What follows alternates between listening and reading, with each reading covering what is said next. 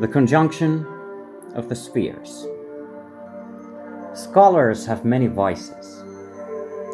Possibly the worst among them is a tendency to describe the simple in unnecessarily complex terms. To dress the plain in the garb of false learning, the conjunction of the spheres might serve as an excellent example of this. This name, so mysterious to a commoner's ear, could be replaced with a much simpler alternative. When the worlds collided, the phenomenon itself can also be explained in terms simple enough for a child to understand. Imagine, dear reader, that our world is a ship sailing on a great sea. From its deck we can see other distant vessels. Those are the stars. These vessels each bear their own goods and their own crews. They usually pass us at some distance, barely visible specks even viewed through a spyglass. Once every few thousand years, however, a storm breaks above this cosmic sea. A storm so strong it tosses the ships towards one another, making them sail cheek by jowl. Part of the crew of one ship can, at such times, move to another, and some of the cargo from one ship's hold can spill onto a neighboring vessel. When the weather calms, the ships separate once again and sail their separate, invariably different ways. The so-called post-conjunction beings, namely monsters such as ghouls and basilisks, are precisely such passengers from another vessel. And we humans are castaways, flung against our will from somewhere far away onto a world previously inhabited by the elder races. Once here, we learned the arcane mysteries of magic, unbeknownst to us before could the worlds collide once more. Perhaps, can this cataclysm be avoided, or the opposite, hastened? Some scholars believe there are beings who have mastered this skill, who possess rare genes, allow which some to seize the helm of our vessel and steer us to safer waters, or to our doom. Travel between worlds.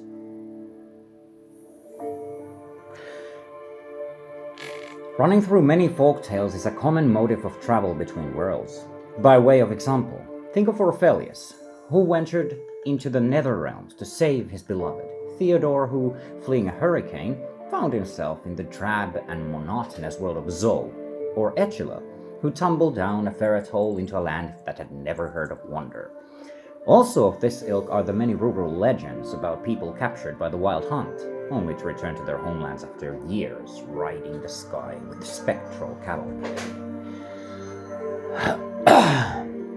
Academia has for the most part dismissed these tales as mere epiphenomena of human irrationality. I, on the other hand, always operate on the assumption that a grain of truth lies in every tale, and so have decided to make it my goal to find it. After years of research, I have ascertained with great certainty that travel between worlds was once indeed possible, though only to a select few.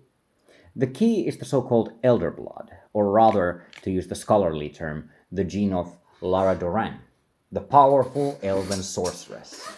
By comparing her genealogical tables against all known folk tales, I've been able to determine that she and her descendants were the archetype of the world's traveling heroes of many legends. The bearers of Lara's gene possessed an extraordinary talent which allowed them to move through time and space and to reach realms beyond the borders of the known world.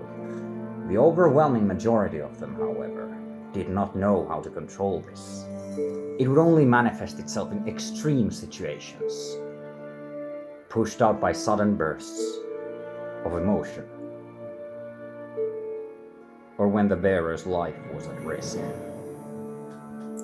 That is how the above-mentioned Orpheus, in shock after the death of his wife, could in fact journey to another world, which he foolishly mistook for the afterlife. The hurricane provided the pressure needed for Theodore, terrorized at home by his zany Uncle N, to unleash his talent and teleport to a world free from madcap antics. And if we read between the lines, we clearly see Echila was a prostitute and a fistic addict. The ferret hole represents how, when she had reached rock bottom, she whisked herself away to another universe to get sober. Unfortunately, for any future Echileses, the sad conclusion of my research is this. Lara Doran's line has been irrevocably cut off.